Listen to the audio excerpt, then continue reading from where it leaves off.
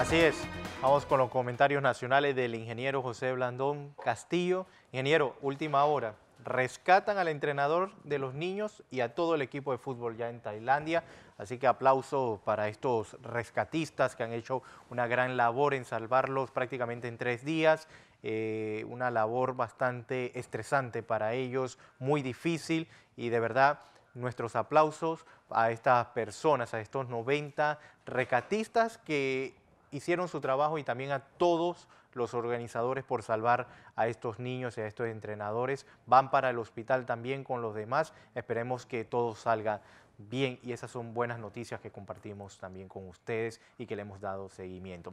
Ingeniero, antes de irme a la pausa, le preguntaba porque salió a relucir su nombre en una publicación del diario La Prensa el día de hoy, está en la página 2, para que usted la pueda leer también en casa, donde ustedes le están solicitando su testimonio.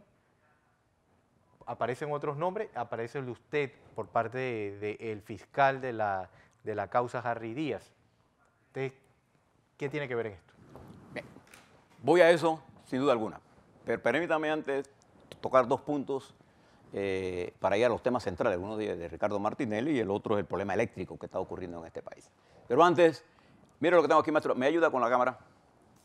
Esto que está aquí, que se los presento, es la resolución que la Dirección General de Contrataciones Públicas, bajo la firma de su señor director Eduardo Luis Corro, hace sobre el caso de la Facultad de Medicina. Usted se recordará que él había ordenado una aclaración parcial y cuando eso regresa a la comisión que está en el Ministerio de Salud, la comisión lo que hace es una revisión más allá de lo que le había autorizado, lo que le había pedido la Dirección General de Contrataciones Públicas. Y se presentan por parte de uno de los consorcios un reclamo, se acoge el reclamo y esta es la resolución que dicta esta Dirección de Contrataciones Públicas con respecto a eso. Y fíjese lo que dice la resolución. Y quiero felicitar al director por actuar con ese nivel de claridad, porque así que deben actuar los funcionarios públicos. Fíjese lo que dice esta resolución. Resuelve anular parcialmente el informe de la Comisión Evaluadora de fecha 8 de junio. ¿Qué decía ese informe? En vez de hacer lo que le habían mandado a hacer, hizo una evaluación nueva y al que había ganado la licitación lo eliminó y puso a otro.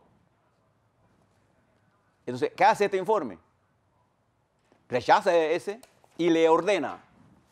Fíjese lo que le ordena. Segundo, ordenar. Esa es la palabra que usa, por eso la uso. A la entidad licitante que proceda a través de la misma, con mayúscula sostenida, la misma comisión evaluadora a rechazar un nuevo análisis parcial en relación a realizar un nuevo análisis parcial en relación a la propuesta del consorcio IBT Knowledge a efectos de que se verifique nuevamente si ésta cumple o no con el punto 17 de los otros requisitos. Eso es todo lo que tenía que hacer. El punto 17 era una adenda que se hizo y que se utilizó. La adenda decía que no se necesitaba en los formularios de BIFMA y con eso eliminaron a todas las empresas. Cuando una de las empresas dice, pero es que eso había sido eliminado en la adenda 17, entonces se dan cuenta que fue un error. Cuando la Dirección de Contrataciones pide que se haga una evaluación parcial de esto, entonces hacen una evaluación total y eliminan a la que se la ganó. Y ahora, con toda precisión, el licenciado Eduardo Corro hace la corrección y los manda a hacer lo que tienen que hacer. Y ojalá lo hagan rápidamente. Porque aquí no hay más nada que hablar. Una vez que se hace eso, se procede a lo que en derecho dicta. Y que comience el proceso de construcción, de adjudicación de construcción de la Facultad de Medicina que tanto necesitan nuestros muchachos que están estudiando medicina en la Universidad de Panamá. ¿Para qué demorar las cosas? Actuando al margen de la ley. Los funcionarios solo pueden hacer lo que la ley les dice. Y lo segundo que le quiero decir, se inició el proceso del TLC con la República Popular China.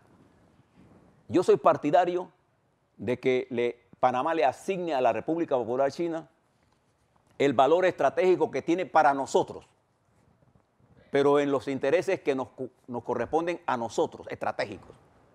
No se trata de un TLC para atraer inversiones, sino se debe ser un TLC que potencie nuestra posición geográfica y nuestro producto fundamental, que es el canal ampliado y toda la economía que gira en torno a la zona canalera. Si lo que se trata es de entregar el comercio panameño y la industria panameña a cambio de inversiones, estamos mal.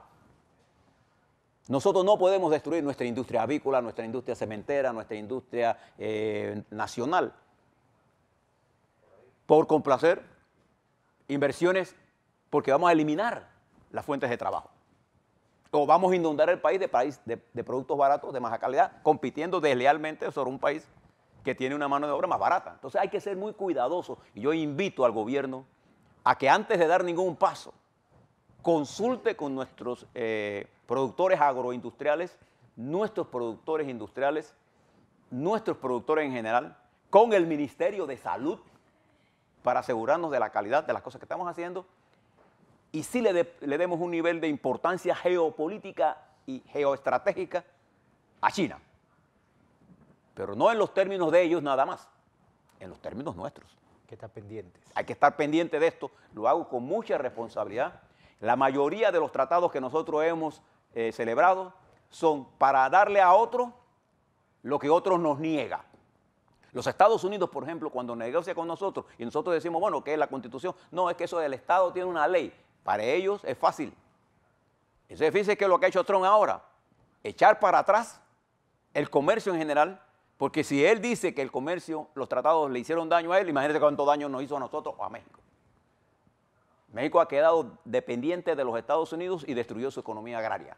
Resultado, incremento de la pobreza. O sea, tengamos mucho cuidado con la industria avícola nuestra, con la industria porcina nuestra, con la industria del enlatado nuestro, con nuestra industria de cemento, con nuestra industria en general, con todos nuestros productores. Y si el gobierno logra accionar en conjunto, vamos por buen camino. Pero si esto se hace al margen de la producción, entonces la Asamblea va a tener que mirar esto con mucho cuidado. Bien. Vamos al caso de Ricardo Martinelli. Yo quiero hablar dos casos fundamentales, ese y el problema de la luz eléctrica. Fíjense, le pongo al día de la noticia. Producto de la larga sesión de ayer, el presidente Martinelli entró en una crisis cardíaca. O sea, todos los médicos que saben de esto y los que tenemos un poco de idea de lo que es la medicina en general y la biología, cuando usted tiene un paciente, quien quiera como se llame, con una cardiopatía crónica y con arritmia detectada ya, cuando usted lo somete a cualquier tipo de estrés, puede ocasionar un incremento de la arritmia y puede provocar la muerte súbita. Cualquier cardiólogo le dice esto. Yo me pregunto por qué Magistrado Mejía quiere llevar esto a esos extremos. Y hoy amaneció el expresidente y es miembro del Parlacén en el hospital, con una crisis cardíaca impulsada por esta situación. ¿Con qué razón? Yo no le veo ninguna razón. Pero quiero llamarle la atención, porque ayer yo le hablaba sobre la matriz de comunicación. Voy a contestarte la pregunta, no la voy a obviar. Fíjense lo que dice la prensa del día de hoy. Aquí la tengo. La prensa del día de hoy es 10 de julio. Ahí está aquí. Yo sí leo todos los periódicos. Dice la prensa en el Hoy por Hoy. La Corte Suprema no tiene justificación ni fundamentos para desprenderse de la competencia de este caso, refiriéndose a Ricardo Martinelli. De este caso. Su deber es continuarlo hasta el final. Los panameños merecemos la verdad y la esperanza de que la justicia es posible. Fíjese lo que dice la prensa. ¿Desde cuándo acá la prensa es la ley o la Constitución? Me preguntaba, y escuché a Juan Carlos Tapia decir, ¿por qué cuando dos abogados o diferentes opiniones jurídicas se contradicen, usted sabe cuál es la forma más fácil de resolverlo? Pregunte qué dice la ley. ¿Ya? Si un abogado tiene una diferencia con otro abogado con respecto a un tema jurídico, pregunte, ¿qué dice la ley? Y léaselo. ¿Qué dice la Constitución, señores de la prensa, en el caso de Ricardo Martinelli como diputado? ¿Por qué Ricardo Martinelli está siendo juzgado en la Corte Suprema de Justicia? ¿Por qué? Por su condición que tenía de diputado del Parlacén. Al perder la condición de diputado del Parlacén, la Corte perdió competencia para juzgarlo. Eso es lo que dice la ley, la Constitución. No hay más nada. No tiene nada que ver con la justicia, ni tiene nada que ver con que la verdad, porque la verdad jurídica se puede saber por la vía de la justicia ordinaria. ¿Cuál es el problema? O sea, fíjese lo que le estoy diciendo. Aquí no hay un argumento político y esto no es solamente aplicable a Ricardo Martinelli. Si mañana, esto se aplicó a Mejía, se aplicó a Benavides. Cuando él deja de ser magistrado, ¿qué pasó renuncia? ¿Qué pasó con el caso de él? Fue transmitido a la ordinaria. Porque ¿quién juzga al magistrado? La Asamblea Nacional. Fíjese, sencillo. Cuando usted ve esa, lea lo que dice la Constitución y la ley. Y además, los derechos fundamentales de Ricardo Martínez establecen en el capítulo de los derechos, artículo 30, 22, etcétera. Usted lo lea. Él tiene que ser juzgado en el debido proceso en el tribunal correspondiente. Entonces él no puede ser juzgado en la corte porque él no es diputado del Parlacén ya. Simple. Pero aquí se ha montado una matriz, impulsado incluso desde el asiento del magistrado Mejía, en contra de los defensores. Usted ve ayer negando todo, actuando más como fiscal que como juez de garantía, asumiendo condiciones que no son de él. El fiscal dice que reconoce que la Corte pierde competencia y él dice no. Es como si un fiscal ante un juez le dice, José Blandón es inocente, yo declino sobre eso y le declaro, y el juez dice, no, tú lo tienes que condenar. El juez no está para eso, hay diferencias de competencia. Pero como aquí hay una matriz dirigida a impulsar esto por la vía de la Corte, se ha creado esta situación. Entonces, yo espero que la Corte haga esto. Y si no lo hace, lo que vamos a propiciar es la anarquía jurídica. ¿Usted quiere ver cosas reflejarse? Mire lo que pasa en Brasil. Todo este accionar de la justicia controlada por los políticos ha llevado a Brasil al desmadre. ¿Y quién sufre en ese desmadre? Los trabajadores, los campesinos. Bien. Fíjese lo que ayer escuchaba el fiscal y lo leí por ahí. Y yo quiero decirle ahora al señor fiscal, porque él dice que yo soy parte de ese proceso y yo aparezco en una lista de 71. Señor fiscal, primero que usted no tiene competencia para llamarme a mí, porque ya ese caso para mí no existe, pero en caso de que tuviera, o cualquier fiscal que lo tuviera, a mí sí me gustaría que sea testigo de eso. Y fíjese lo que yo le puedo decir, se lo puedo decir desde ya. Hace varios meses, no recuerdo la fecha exactamente, yo fui llamado a una fiscalía y me atendió un fiscal, no sé si era un fiscal o un asistente, un muchacho de una gran competencia técnica, muy profesional me atendió. Creo que en esa mañana también estaba el hijo de Popi Varela cuando yo llegué allí. Y yo fui a ver qué era lo que era. Y entonces el joven me dice, mira, nosotros hemos hecho esta investigación sobre unos pinchazos telefónicos y aquí aparece algo que nosotros queremos que usted mire. Y mire, señores televidentes, lo que yo voy a decir es exactamente lo que es. El señor fiscal tiene los documentos. Me enseña un papel en verdad, con uno escrito a máquina, en donde aparece lo siguiente. All, en inglés, all de viejo, all Blandón. Alguien que no sabía mucho inglés pone así, all Blandón, y aparece mi número de celular. Entonces lo primero que me pregunta el joven fiscal, no sé si era fiscal o asistente, pero un muchacho de una gran profesionalismo el que me atendió. Me dice, ¿ese es su teléfono? Sí. Bueno, eso es todo lo que tenemos de usted. Ahí no había ni un texto que dijera si me habían intervenido hablando con A, con B, con un extraterrestre o con una mujer o con lo que sea. No había nada. No había ni un texto, eso era todo. Si el señor fiscal, eso es lo que tiene, en los pinchados estamos bien mal. Porque la única cosa que yo puedo atestiguar, que eso que estaba escrito ahí era mi celular.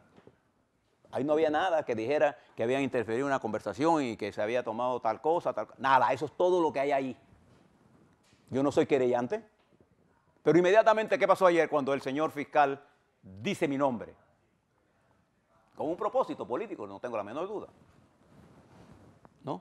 Porque quería dejar la idea de que, bueno, este lo investigó Martinelli, entonces ahora comienza de una vez los voceros del aparato de seguridad a decir, no, mira, ve, lo compraron. Yo quisiera que el señor fiscal, si es verdad, le mostrara a ustedes esto, o que la defensa que tenga acceso a esos documentos, los traiga aquí y se los muestre a ustedes. Eso es lo que decía todo. Ahí no había más nada. ¿Qué podía yo decir si me veía si no? Lo que aparecía así, Ol Blandón, mi celular, punto. ¿Qué prueba es esa? Ahora, desde el punto de vista profesional y en mi vida política profesional, desde que yo trabajaba con el general Torrijos, a nosotros nos estaban pinchando, nos pinchaba el G2, nos pinchaba la CIA, la DEA, todos los que nos pinchaban porque nosotros estábamos negociando los tratados Torrijos-Carter. Y para ellos nosotros éramos objeto. A mí la intersección telefónica ni me va ni me viene. Es una cosa que a mí me preocupa. Porque en el mundo moderno y en el mundo del espionaje, donde se dan las guerras de liberación como la que dimos nosotros con los Estados Unidos, todos nosotros fuimos objeto de investigación. Aquí vino Somoza, a Contadora, a pedir la destitución de los 40 comunistas que trabajábamos con el general Torrijos. Y en esa lista estábamos todos los que estábamos con él. Y desde aquí, desde la zona del canal, el Servicio Nacional de Seguridad de los Estados Unidos, que tenía el centro de espionaje aquí, nos espionaba a nosotros. Todos los gobiernos que yo conozco espían a sus enemigos políticos, todos. En Panamá igual. En Panamá igual. Una de las acusaciones que le hizo Endara al vicepresidente Ricardo Arias Calderón, que en paz descanse ambos, ¿cuál fue? Que lo estaba espiando. De la otra administración también se hizo espionaje. Estamos hablando de pendejadas. Pero lo importante de esto es que si alguien hace y comete un error, sí, yo estoy de acuerdo que se siga la justicia, pero en el marco de la justicia. Eso es lo que hizo el magistrado, señor fiscal. Si usted se leyó lo que yo dije, usted no hubiera ni mencionado ni mi nombre. A mí me da igual que lo mencione. Es más, fíjese que, por ejemplo, yo no tengo la menor duda que la gente del Consejo de Seguridad le está interesando qué hago yo y qué no digo yo, y si no le interesa, me da igual. Me da igual si me graban o no me graban, si me tienen, me da igual. Porque para mí, lo importante es que lo que yo puedo decirle en privado a cualquiera, se lo tengo que decir todos los días aquí frente a la cámara. Porque yo tengo un olímpico desprecio por toda esa información de inteligencia. Mi experiencia profesional, bregando con la Agencia Central de Inteligencia de los Estados Unidos en América Latina, sobre todo en la región centroamericana, la información que la CIA tenía de lo que estaba pasando en América Central era un desastre. Y normalmente son agencias de inteligencia que viven de la información que le dan los demás por aquí, que solamente eso es espía de pacotilla, que yo le llamo. Pero ahora hay sistemas de espionaje electrónico en el mundo. Los Estados Unidos espía a todo el mundo. Esta es la realidad. O no se reveló que el gobierno de los Estados Unidos estaba espiando a la señora Merkel de Alemania. A ver. O los chinos no espían a los Estados Unidos.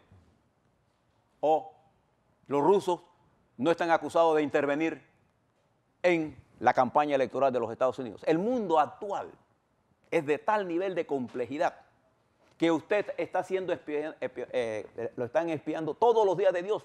Cada vez que usted sube un Facebook, una máquina está haciendo un perfil suyo para saber qué piensa usted. Y yo mañana le puedo mandar una propaganda a favor de un candidato exactamente sabiendo sus miedos, sus temores y sus gustos. Ese es el espionaje. Ahora, ¿eso resuelve el problema del mundo? No, claro que no. Yo quisiera pedirle al fiscal que sea más respetuoso y más serio. Ojalá me llamen en cualquier instancia que se dé este proceso, porque esto es lo que yo voy a decir. Ni más, ni menos. Pero si el peso de la información depende de esto que yo estoy diciendo, no sé cuál es el caso. Porque además de ese caso habrá cosas que decir, por ejemplo, de los testigos, dónde se prepararon, quién los preparó, cómo se hizo esto. Todas estas cosas van a salir. Ahora, mañana, más tarde, vamos a saber cómo se montó todo esto y desde dónde se montó. Así que para aquellos que están hoy escribiendo cosas por allí, sí, el gran espionaje que me dieron a mí era que tenían mi número de teléfono. A mí me llama todo el mundo todos los días con un número nuevo y ¿cómo lo consigue? Da igual. Bien, termino con esto, mis queridos amigos. Y esto que estoy diciendo, yo reto al fiscal, magistrado, Harry Díaz, que desmienta lo que yo estoy diciendo. Que diga si es verdad o no lo que yo estoy diciendo y se acabó. Que lo único que había allí era mi nombre, Paul Blandón, teléfono. ¿Le parece, señor Díaz? ¿Usted que le gusta hablar mucho? Le doy mi libertad, yo no tengo ningún problema. Y cíteme cuando usted quiera, cuando tenga competencia. Porque ya en este momento yo coincido con usted. En una cosa que yo sí coincido con usted, es que usted no tiene competencia para este juicio. Y lo que yo le admiré es que usted dijo eso. ¿Y qué hizo el magistrado María? Se pasó por los forros lo que usted dijo. Y usted debió levantarse de allí y dejar de ser fiscal. Yo lo hubiera hecho. Yo no hubiera hablado de esto si él no hubiera hablado primero que yo de esto. Yo no hablo cosas que no son importantes. Bien. Fíjense lo que pasa en el sector eléctrico. ¿Cuántos minutos tendremos? Noemí, que nos diga cuántos minutos. Mire lo que pasa. Yo quisiera que ustedes aprovecháramos esta coyuntura. Me gusta la coyuntura legal porque todos estamos aprendiendo de la Constitución. Me gusta. Y siempre tenga reglas simples para las cosas que parecen complejas. Cuando alguien, como la prensa, dice una tontería como esta, mándelos a leer la Constitución y la ley. Ya. No tienen ustedes más que perder en esto. Fíjense lo que está pasando en el sector eléctrico. El sector eléctrico en panameño se compone de 3 estructuras: generación, transmisión, distribución y un ente regulador y una Secretaría de Energía que debería en la práctica dictar las políticas energéticas del país y no estar inmiscuida en la operación del sistema. Ese es el papel de la Secretaría General, de la Secretaría. Estaba antes adscrita dentro del Ministerio de Economía y Finanzas y ahora se quedó como una secretaría, porque nosotros somos especialistas en crear organismos costosos por los demás. El sistema de generación es un sistema no regulado, formado por un conjunto de empresas de generación que fueron privatizadas a través de un esquema de mixto en la que el Estado se quedó con el 49%, más 2% de los trabajos, el 51% de las acciones, y las empresas que compraron se quedaron con el 49%, 48%, pero con el control administrativo de la empresa. O sea, el Estado, a pesar de que tiene mayoría en sus acciones, no manda nada allí. Ese es el esquema con que se maneja una parte. Y las otras que han venido entrando en ofertas que se abrieron, pero ese es el sector, no está regulado. Yo hago una propuesta para vender a un tipo de energía y el restante la puedo llevar al mercado ocasional que se va a definir de acuerdo a las reglas del juego definidas en la ley. No está regulado. Lo único que está regulado es por cuánto tú me vas a vender lo que tú produzcas en lo que contraté en firme contigo. Bien. El otro es el de transmisión, que es 100% estatal y que está regulado. Está regulado. Y el otro es el sistema de distribución, que son las empresas de distribución, que son las que pagan el pato cada vez que usted tiene algún problema, bien, o sea de generación o sea de transmisión, y normalmente los problemas todos se los achacan a distribución. Y si hay compañías que han recibido un trato indebido de la Autoridad de Servicios Públicos, son las compañías de distribución. Yo puedo montarle con detalles la cantidad de barbaridades que la CEP ha hecho contra esas empresas. No les libero de responsabilidad de las cosas que hacen mal, no. ¿Qué pasa en transmisión? Transmisión sigue siendo hoy una pieza débil del sistema eléctrico nacional. Un sistema eléctrico necesita varias características para funcionar. Uno es su nivel de confiabilidad.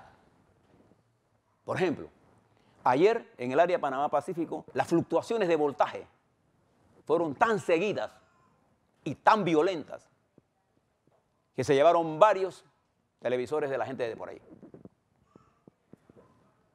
¿Quién responde frente a eso? ¿Dónde está la CEP? Vaya usted a la CEP para que usted vea. Queda usted como si fuera el ladrón. El sistema de transmisión nuestro tiene deficiencias serias en el mantenimiento de la línea 1 y 2 y en el mantenimiento de las subestaciones más importantes del país. Lo que pasó en la subestación Panamá fue producto del mal mantenimiento de esa empresa.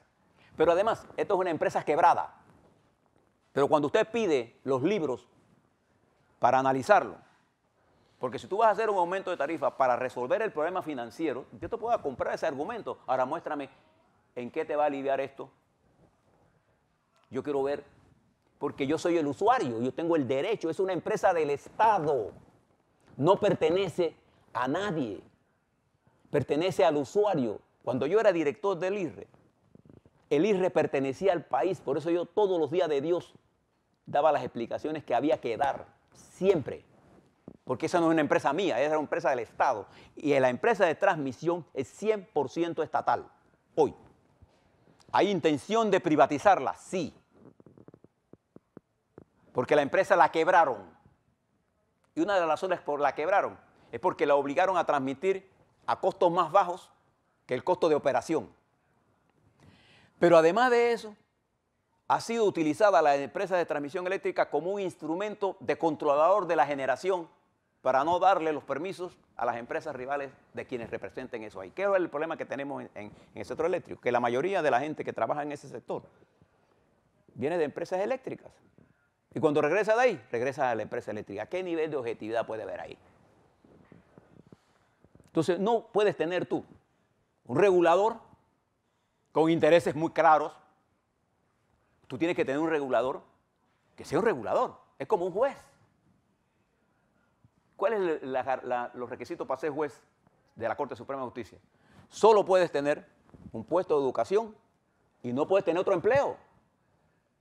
Porque si no, entrarías en control. Pero ¿dónde vienen estos muchachos? Salvo algunas excepciones, vienen de bufete. ¿Dónde viene Mejía? De un bufete de abogados.